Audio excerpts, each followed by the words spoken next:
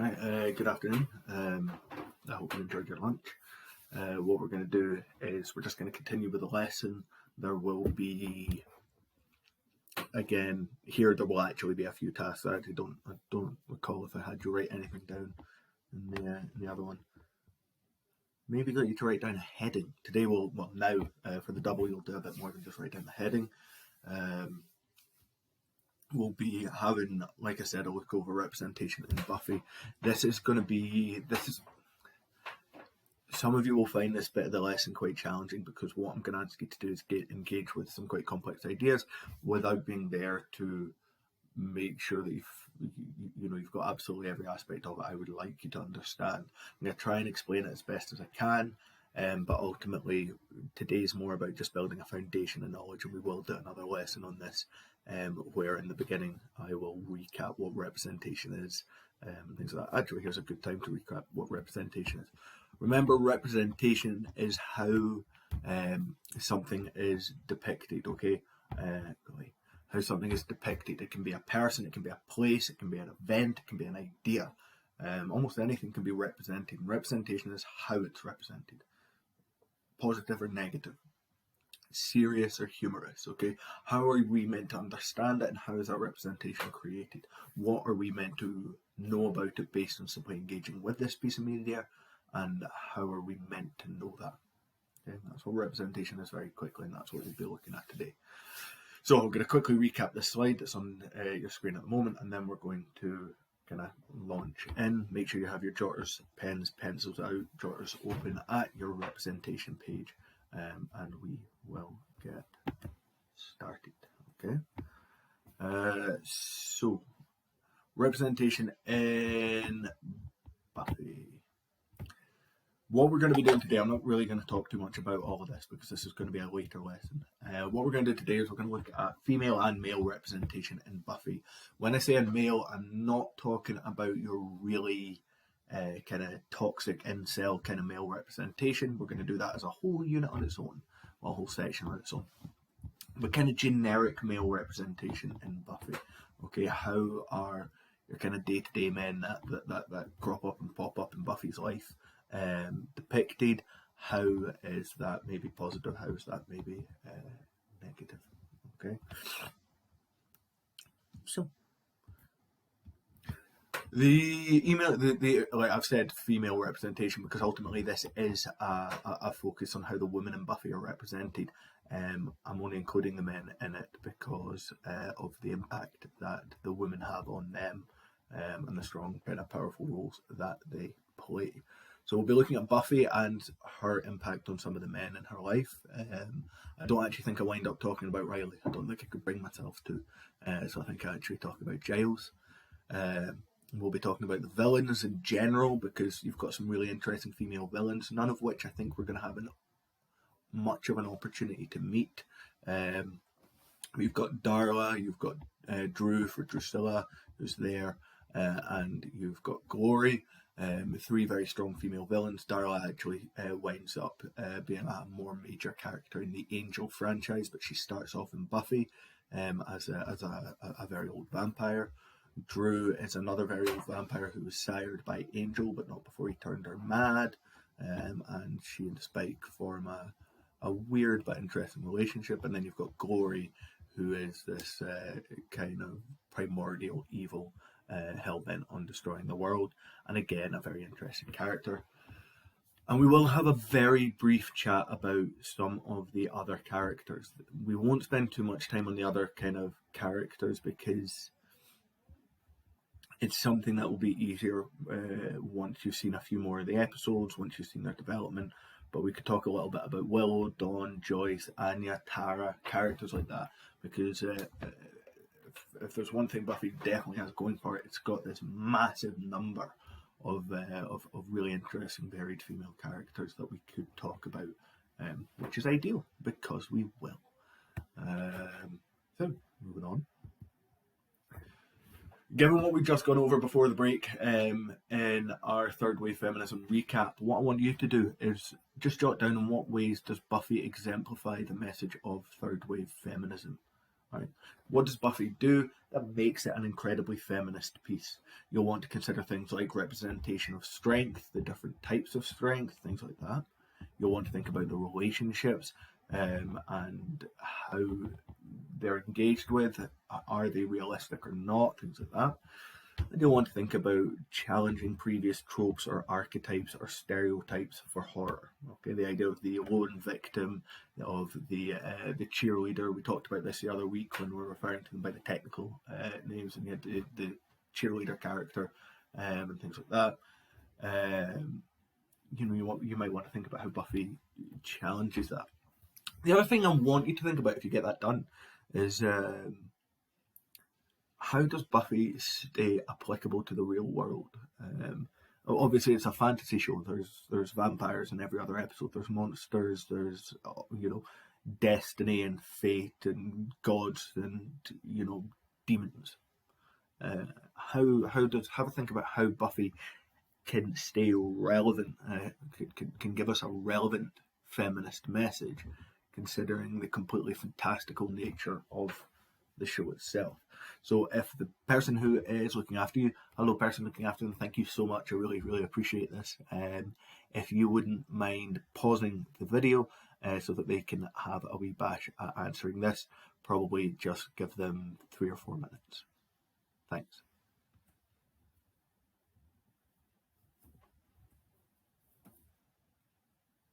Okay, hopefully you have had a chance to look over that and engage with it. Ultimately, these are the areas that we're going to talk about just now. Okay. Can you copy this down? Start copying it down now while I'm talking. Then at the end, if there are people still writing, I will ask whoever's looking after you at the moment if they can again pause the video. Well, hard to copy it down when I move off the slide. If they can pause the video and just let whoever is still copying it get it finished down. But when we're looking at Buffy and representation, when we're looking to analyse a content-based key aspect of media, such as language, narrative, representation, and categories, we will analyse it using the following steps. We'll look at what's being done, how is it being done, and why is it being done. What I mean by that is the first thing you describe is literally what is going on. Okay, how is someone being represented? Okay, then you just tell me how it's being done. Okay, in what way are they being represented like this, and then you tell me why. Now that might not make much sense yet, but when I actually start applying it to some writing, it will. Okay, so if you haven't quite got this copied down yet, if someone could pause the video, that would be brilliant. And just let people finish copying it down.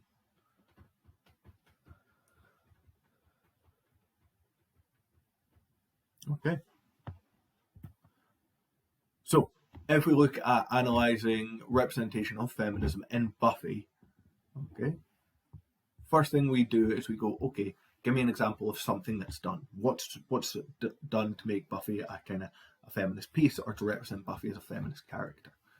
So the character of Buffy is deliberately represented as both petite and very feminine, whilst being incredibly strong and powerful. So that's literally what's been done. She's represented as petite and feminine, whilst also being represented as incredibly strong and powerful. Then we move on to how is this done? This has been achieved by combining the casting of Sarah Michelle Gellar, a petite, attractive blonde actress, with the role of the Slayer in the show, someone bestowed with mythical strength. Okay, so here you have kind of the epitome of that decision. You have Sarah Michelle Gellar holding some kind of massive gun, but dressed in the nines for prom after defeating multiple villains on her way to prom. Okay, so we have what's been done. Okay, you have Buffy is deliberately represented as petite and feminine whilst also being strong and powerful. We have how it's been done by casting Sarah Michelle Gellar in the role of the Slayer. So Sarah Michelle Gellar, a petite, attractive blonde actress, in the role of the Slayer, someone who is incredibly powerful. And now, why? Why do we do that? Well, this allows Buffy to represent all women. She can be strong and feminine. She can be authoritative and female. She can be in charge without being a man. She represents the ideals of third wave feminism. a woman's right to choose who she is and not to have her power undermined. Okay. Now, if you combine those three elements, what you wind up with, and actually what I'm going to do is combine those three elements, but if you combine those three elements, what you wind up with is a solid, now you'll be sad to know it's a solid 1 mark, but you have a solid mark at higher level, because you have given me a piece of analysis, you've explained how the analysis works, and you've explained why the analysis is important, and that is how you go about getting marks at higher. So what I'm going to ask you to do just now is, can you copy down what's on the board? All right. I realise there's quite a bit to it, but can you copy down what's on the board? Because this will allow you to look back and see exactly the level of maybe depth and detail. Now, guys, when I say you have 1 mark, like, it would be a thin mark. Ultimately, when we can get a little bit more, we'll be looking at a little bit more specificity. We'll talk a little bit more about the role of the Slayer, what Buffy does to display and use that mythical strength. We'll talk a little bit more about where this this idea for Buffy comes from. Ideally talking about things like third wave feminism in a little bit more depth. All right, but as a basic analysis, this would probably be enough to pick you up a mark. Okay, probably. The sad truth is there's a lot of writing higher. So if you could copy that down, that would be magic. You don't need to copy down, I probably should have said this at the beginning, you don't need to copy down the why has it been done. This is just a little bit of analysis representing why Buffy is a strong feminist character.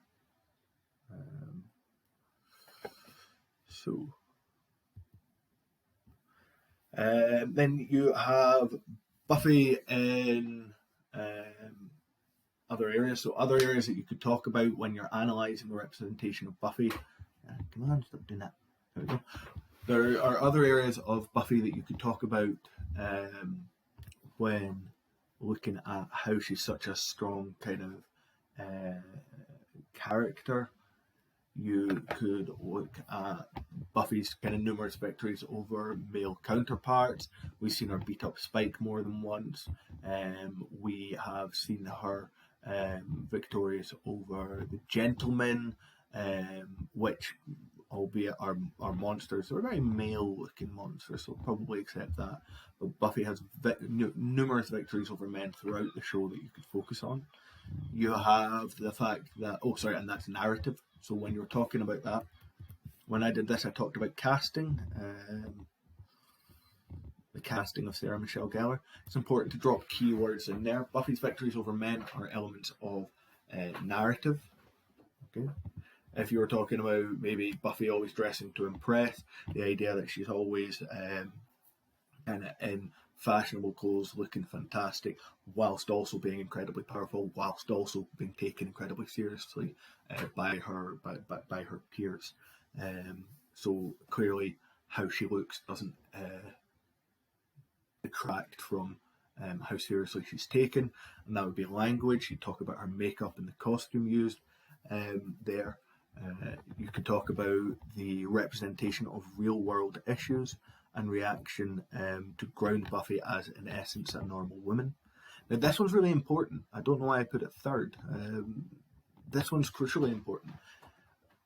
The narrative of Buffy could very easily be dismissed as something that deals with the fanciful and the farcical, i.e. things that just aren't real.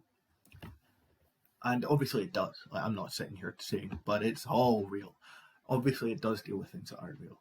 But the issues that Buffy faces are very, very real issues. And the show reminds us of that from time to time.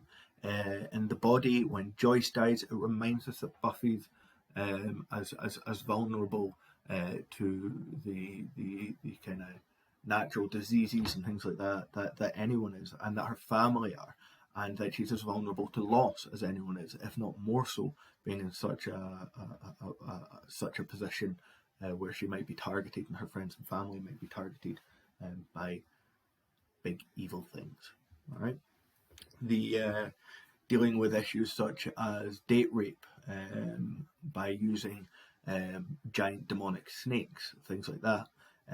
It might do it in a fanciful, farcical way, but the representation in Buffy deals with very real-world issues to remind us that Buffy, as a character, the strength that she shows, the issues she overcomes, still represents and applies to all women. Okay, Buffy is challenging the patriarchy. Buffy is challenging kind of date rape, but Buffy is challenging the idea of a fragile woman after a relationship. Okay, Buffy is challenging the idea of a woman being the needy element of a relationship. In fact, she's quite the opposite. She's much more the kind of strong stoic one in her relationships. Buffy consistently challenges real assumptions or stereotypes or real issues in the world. The fact that sometimes there's a layer of fantasy put in is perhaps because dealing with those issues directly would be very difficult in a show like Buffy for it to keep its levity. I mean, you all watch, well, most of us certainly watched The Body, and there was no levity in that episode. That episode was brutal from start to finish because it dealt with death in a very raw way. To keep the levity in, it deals with a lot of the other issues in a bit more of a light-hearted way. Sorry, I went off on a tangent there. I apologise. You also have consistent challenges to patriarchy and to male authority. She's always ignoring Giles, often ignoring mayors and head teachers who tend to be men and things like that. Buffy is very able and very willing to challenge the patriarchy when the patriarchy is wrong, which Buffy the Vampire Slayer would suggest is most of the time, which is perhaps fair. So these are kind of different areas you could look at. I'm sure you guys could come up with your own. If we were there, we could spitball a few other ideas, but you've got 3 areas of narrative, an area of language. You jotted down an area of casting from before. What I want you guys to do is write down now. You've already written down 1, so this is write down and explain 3 ways in which Buffy challenges traditional stereotypes of women. Explain briefly how this representation supports or embodies third-wave feminism. Just do 2. You've already got 1 written down. Well, that doesn't work. Just do 2 ways in which Buffy challenges traditional stereotypes of women. And when you are explaining briefly how this representation supports or embodies third-wave feminism, you might want to consider costume, narrative, or casting. We've looked at a few. I want you, by the way, to specifically look at the character of Buffy and how she kind of pans out, because all of this down here is looking at the other characters. So I want you to look specifically at Buffy, pick 2 more ways in which she embodies the ideals of third-wave feminism, and explain how. And remember, when you're doing that, you're saying what's being done, how's it being done, why is it being done. All right. So I would probably recommend talking about costume, her hair, makeup, things like that, and the fact that she always looks on point, and that doesn't undermine her power or authority. And I'd probably talk about narrative and how she's constantly basically beating up evil men and getting one over on evil men. And it's a very clear and not so subtle metaphor for the rise of feminism against evil men. And I do joke there. There's nothing about this depiction of feminism which is kind of man-hating. It's just kind of pointing out that men who believe that women only fulfill a very narrow view in society are to be challenged. And that's what Buffy does. So, if whoever is taking your class could pause this and just give you maybe 8 to 10 minutes to get that done, because it will probably take a wee bit of a back and forth. That would be amazing. And if you might need to pause it on different slides, such as this one. But actually, you've all copied that down, so you should be fine. You'll be grand. So if you could pause it, give them kind of 8 to 10 minutes, I would really appreciate that. Thank you very much.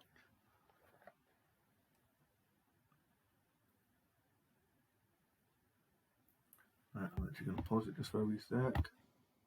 Alright, hopefully you've got that done.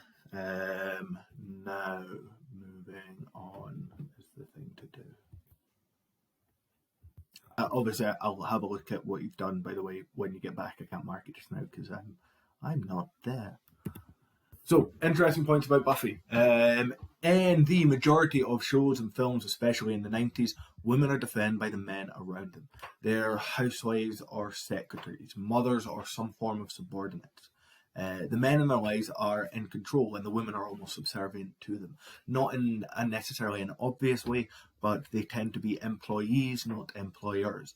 They're more likely to be stay at home than they are to be going out and kind of like doing something out within in the world, getting ahead in business or whatever. And it's not and sorry. And Buffy the Vampire Slayer is not like this. Okay, Buffy the Vampire Slayer takes the idea that you're just a girl and punches it hard in the face.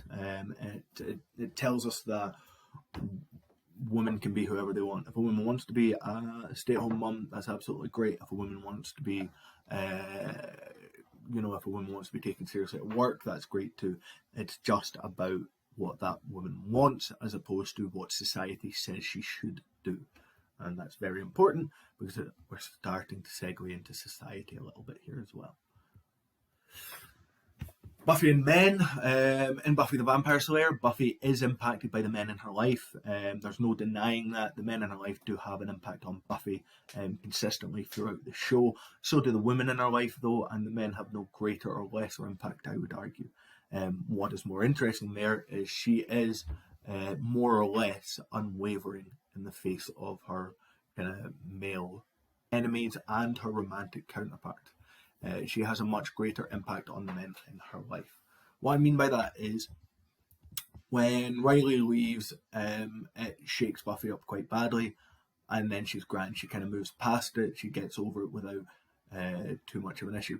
When Angel leaves, there's a similar kind of situation. In each case, even if she's shaken to her very core, even if she's heartbroken, she continues to fight the good fight, beat the bad guy, things like that.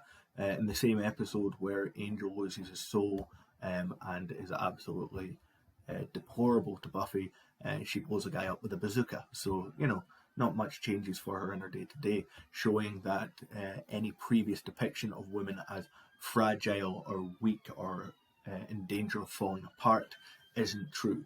Yes, women have emotions, but so do men, and Buffy does depict that as well. But importantly, so do men, and just because something goes wrong doesn't mean that they'll fall apart. In fact, in Buffy's case, she'll just continue blowing things up with bazookas. And as I said, she has a much greater impact on the men in her life. If you look at Angel moves to Sunnydale to help Buffy. He pines over her all the lots. Tons of pining, lots of sad. And afterwards, throughout the spin-off, Angel's really unable to sustain a healthy relationship after Buffy. Okay? So Buffy has this huge impact on Angel. You could look at Spike. Spike moves to Sunnydale to kill Buffy, becomes obsessed with Buffy, arguably loves her, and he is unable to move on from Buffy. Ultimately, Spike alters the very fabric of who he is to try and appease Buffy, which is in a very interesting story arc. You could look at Giles. Giles moves to Sunnydale to help Buffy. So we've got everyone moving to Sunnydale for Buffy. Initially, he tries to fulfill that traditional patriarchal role. Giles is quite hard on Buffy. He takes the role of kind of the authoritative, I'm in charge because I'm a man kind of stance, and it doesn't go well. If you've seen the show, Wesley does the same thing, and it doesn't go well.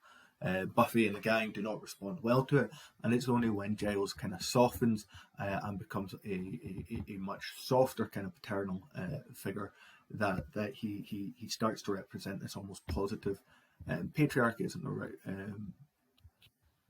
patriarch, but not patriarchy, patriarch. Okay, like a father figure. What's interesting is Buffy almost becomes the matriarch.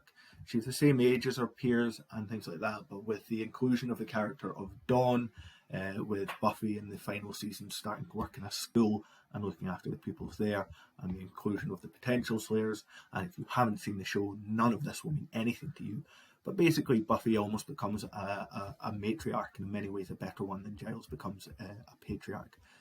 But instead of representing patriarchy, which is to say instead of being this authoritarian I'm a man, so I'm in charge. Giles becomes more like a father figure. He is loosely the one who is in charge and makes the decisions, but only because he's depicted as old and wise rather than because he's a man. And ultimately, if Buffy disagrees, Buffy goes off and does her own thing. So how much control he actually wields is very much up for debate. But again, you have three male characters, three strong kind of male characters that run through pretty much the entirety of the show, who are all shaped by Buffy. Buffy has massive impact on who they are and who they become. You can also talk about relationships in general for Buffy. Now, guys, I realise this is getting a bit like a lecture, and unfortunately, that's what this is going to be. I will talk to you a lot more about it when I'm back in. But just now, there's not much I can have you writing down without me being there to talk to you about it while you're doing it. So then you have relationships in general for Buffy. What this boils down to is how heterosexual relationships in Buffy are represented. Not all of Buffy's relationships are healthy and happy relationships. Most of them end in tragedy, and this is a separate point because if you analyse every single romantic relationship on the Hellmouth, I don't think there's a one that doesn't end in tragedy. Okay, most of the relationships for Buffy end in tragedy. They certainly all end. And Buffy is used and deceived and tricked on more than one occasion. All right, Buffy falls victim to unpleasant men with kind of who are just unpleasant. They have no good intention towards her. They do just have the goal to use her. And as a result, Buffy is used and deceived and tricked more than once. However, instead of this being a criticism of promiscuity, or instead of this being a criticism of premarital sex, I would argue this is a criticism of toxic masculinity. The men who are cruel to Buffy eventually get theirs, okay, in every kind of single point. Buffy moves on, moves past them, and often to someone kind of better and more suited. It's also a commentary on the naivety of the young. When Buffy sleeps with Angel for the first time, she assumes they're going to be together forever, and it's not the case. She's very young at the time. She's 16, I think, or 17, and it's very much kind of young love, and she's heartbroken, but not because she did anything wrong, just because the relationship ended, and that was a shock to her. She had a very optimistic view of the relationship because she's a teenager, is what the argument is. Even later on, when Buffy is taken advantage of by college students, one particular college student, she again is hurt and surprised, and it's because again Buffy is quite naive and maybe not prepared for the men being incredibly unpleasant and using her. So, representation of Buffy. In terms of her relationships, Buffy is represented as a strong and autonomous young woman. She is clear about what she wants. She is unwilling to sacrifice who she is, and instead of being shaped by the men around her, she is more likely to shape them. Can you all copy that down? Okay, that's a nice wee summary of what we've looked at. You will need to be able to talk about it in a lot more detail, but as a basic summary, can you all copy that down? And can whoever is looking after the class at the moment, if you wouldn't mind pausing this, it would be greatly appreciated. Thank you.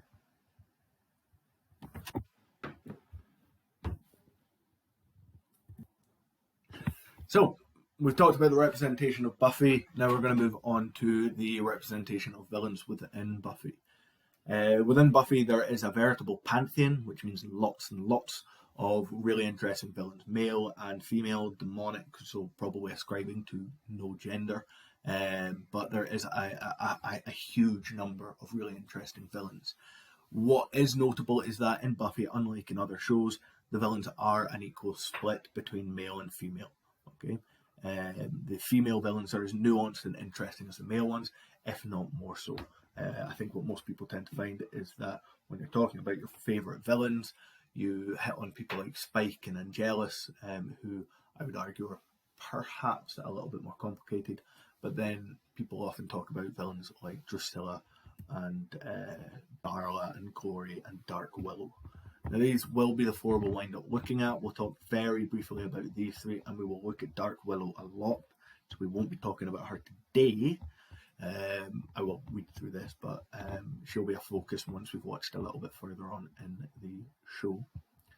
But you have Darla, who I already talked about as the original sire of Angel. She serves the Master in season 1, and she undergoes a really interesting redemption arc in Angel. Darla is an interesting villain. She becomes most interesting when we start getting more of her backstory and her connection to Angel. But what's interesting about Darla is she is the first character in Buffy that we meet. In season 1, episode 1, the first relevant character that we meet is Darla. She's set up in the kind of...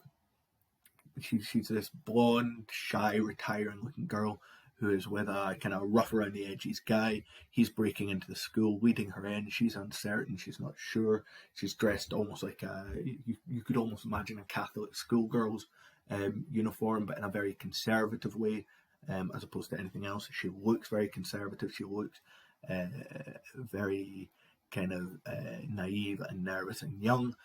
And then suddenly she kind of vampire faces and kills the guy. Okay, and so Darla represents the instant turning on its head of the archetypes and tropes we would expect from a horror.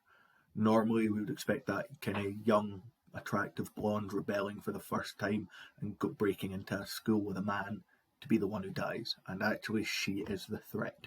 She is the villain, representing in this that women can be just as strong and powerful and dangerous as men.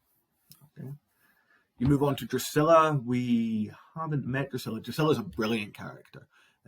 She was sired by Angel after he drove her mad. She was originally meant to be training, I believe, to be a nun, and Angel kind of pursued her over the course of months and perhaps even years, killing everyone she ever knew, killing everyone she ever loved, driving her mad, and then he sired her, so turned her into a vampire.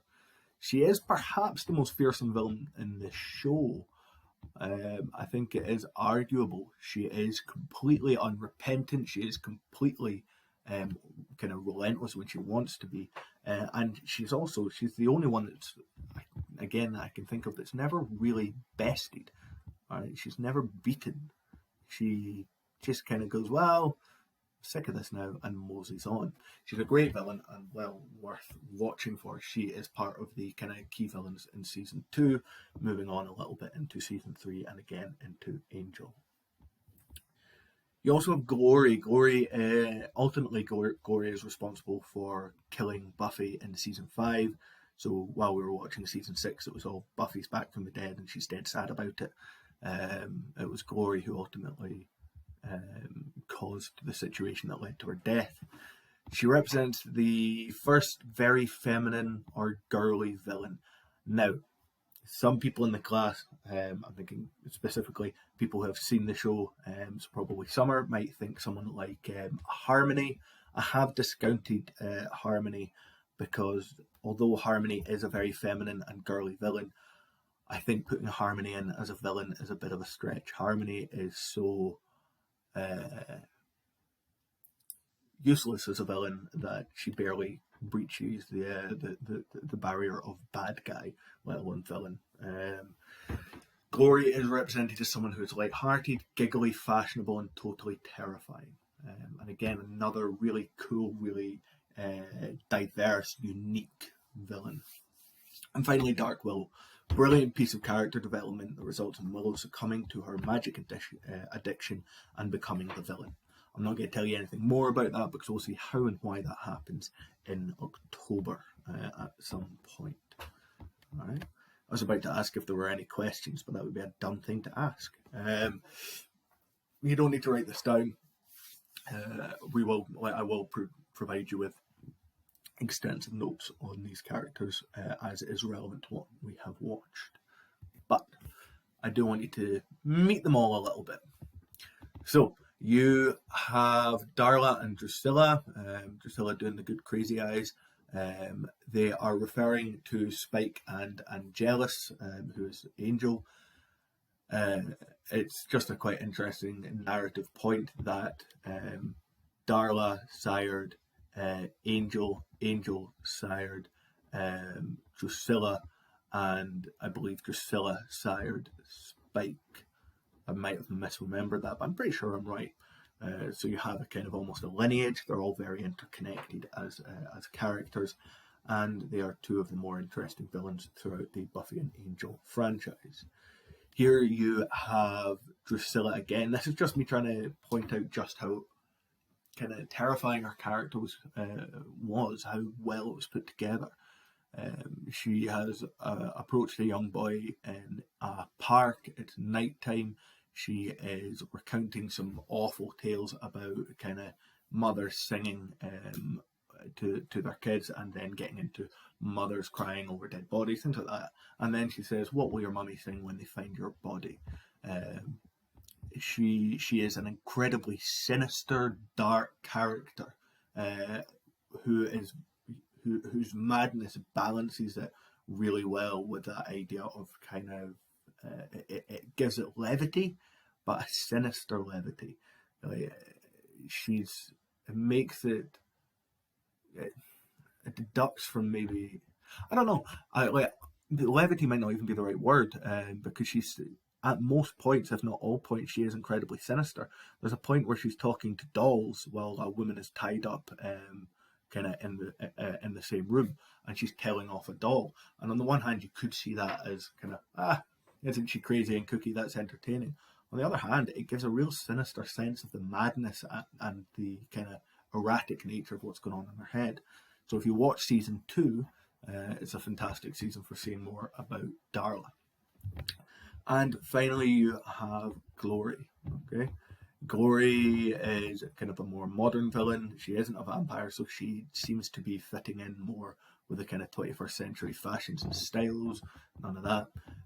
She's got her kind of big smile and then more sinister smile, but kind of complimentary, smiling, making jokes before instantly turning very sinister and serious. Here she's talking about Dawn, complimentary, and then I'll kill your mum, I'll kill your friends, and I'll make you watch when I do.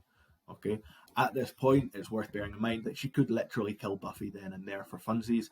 She way overpowers her in terms of physical contest. So her being there is purely to threaten and scare and intimidate and horrify, which makes her a really good villain as well. Okay, so you have some nice nuanced villains that you could also talk about. Female villains. Can you copy this out? Okay, when I get through reading it, I will ask whoever is looking after the class to pause it, but that'll come at the end of my wee spiel that I'm about to say. So, in Buffy the Vampire Slayer, there are a number of female villains. These characters are varied, unique, and interesting. They're portrayed with as much detailed personality, backstory, and development as was normally saved for main characters. That should be was.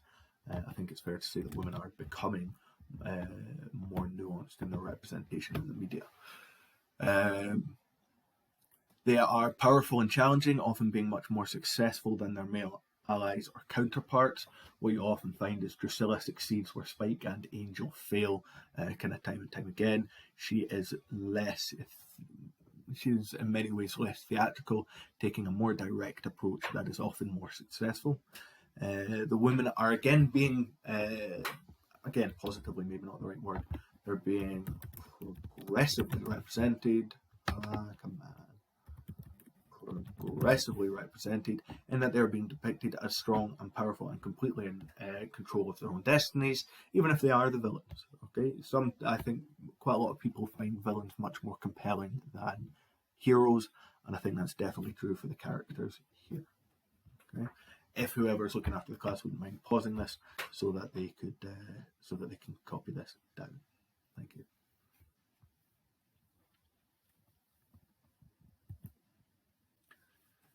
Now, this is going to be a wee bit quicker. Yes, this is going to be a wee bit quicker, but we have kind of other female characters. Buffy has no shortage of really interesting, nuanced, developed female characters. You have Willow, you have Joyce, you have Dawn. With Willow, and we're going to look at Willow in a lot of depth once we've seen pretty much her whole character arc, or really the more interesting points of her character arc. But she's initially depicted as very meek and mild-mannered. She is, at the start, very submissive as well. But this is not depicted as a bad thing. The submissiveness is, but she finds her strength, and once she finds her strength, although she's still quite mild-mannered, maybe even meek, she's still incredibly strong and loyal. You want to think Hufflepuff when you think Willow, mixed with maybe elements of Gryffindor. And if you haven't read or watched Harry Potter, that means nothing to you, but shame on you for having not read or watched Harry Potter. But Willow is a really interesting character because she has her strengths whilst also being a quiet, quite shy character. It doesn't matter that she's quiet or shy, she's still taken seriously, she's still strong, and she's still a really interesting character. You've got Joyce, who's a single mother. She works as a specialist in her field, which we understand is maybe in museums of some sort. But she must do very well for herself because she sustains a family as a single mother, kind of working in that field. So again, you have someone who is clearly very strong, the ability to raise a family and hold down a job and hold down a house and a mortgage and so on and so forth. I mean, I'm married and I can barely do all of that. So Joyce must be a phenomenally strong character, and she's depicted as such. Okay, and that is how she's shown. She doesn't need superpowers. She doesn't need to be a witch. She doesn't need to be a mythical magical key. She's an everyday person who kind of shows in her everyday actions just how strong and incredibly powerful she is, which again is very relevant. Here we're coming back to more of that realistic depictions of feminism. And finally you have Dawn, growing up as the younger sister of Buffy, growing up in her shadow, the almost impossible shadow of her older sibling, being someone predestined to save the world, so on and so forth. Dawn's again just a very different character who throughout the show shows elements of strength. Now, I'm not saying none of these characters are flawed. Joyce struggles with Buffy being the Slayer and pushes Buffy away in the first instance. Willow gets addicted to magic and has a fair shot at destroying the world. And Dawn's a colossal pain a lot of the time. But they're interesting characters. Their flaws add to that interest. They're nuanced. They are developed. Okay, so the inclusion of these characters as kind of strong women in a multitude of different areas only serves to strengthen that kind of feminist interpretation and representation. So these are three very different supporting characters, each one at different stages in their lives, each one likely to go down different paths in their lives. Each character is explored in a way that is true to their personality, emphasising and celebrating their differences and their strengths.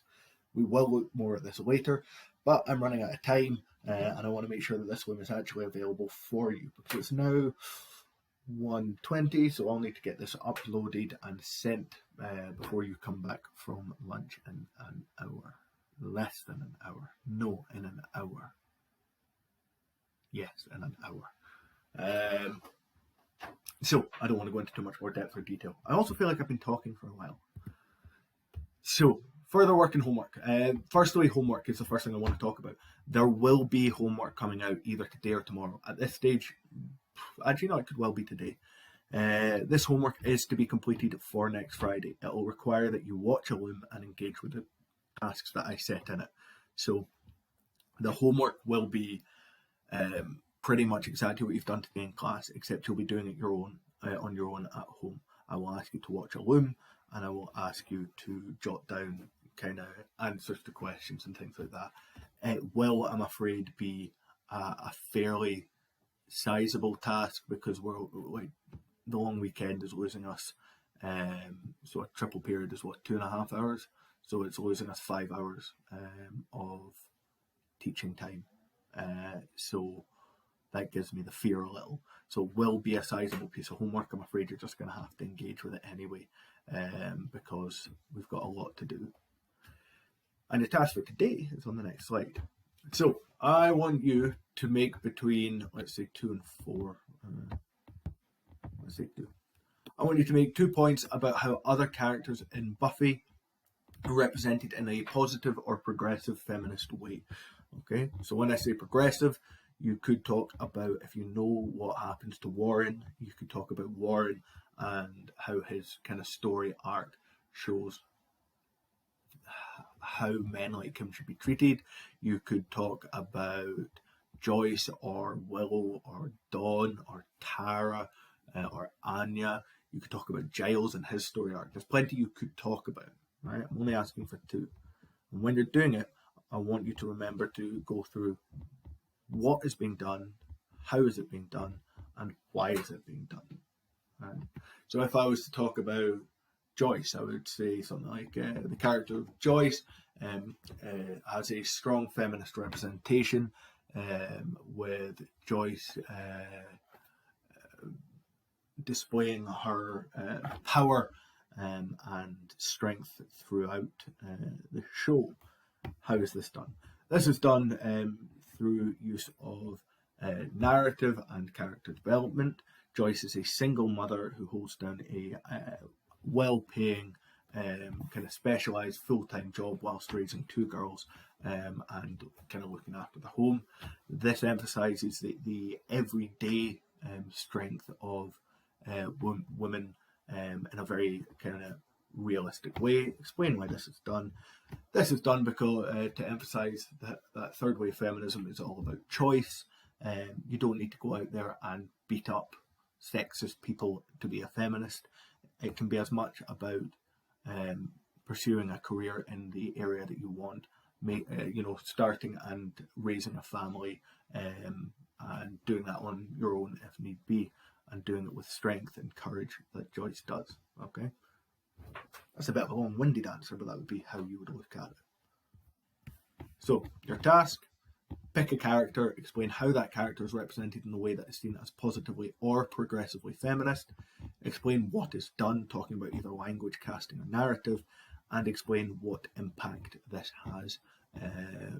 Explain why this has. Okay, what impact does it have on the narrative, or what impact does it have on our understanding of third wave feminism?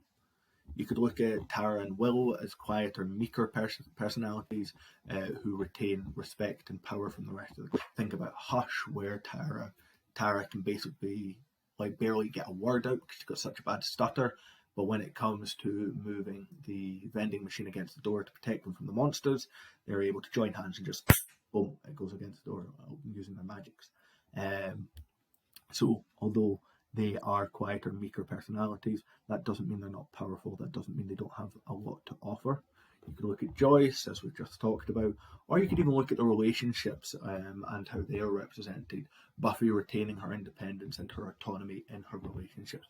Buffy never succumbing to the kind of influences of the men around her, and retaining at her core who she is. I'd suggest these 2 would be the easier 2 though.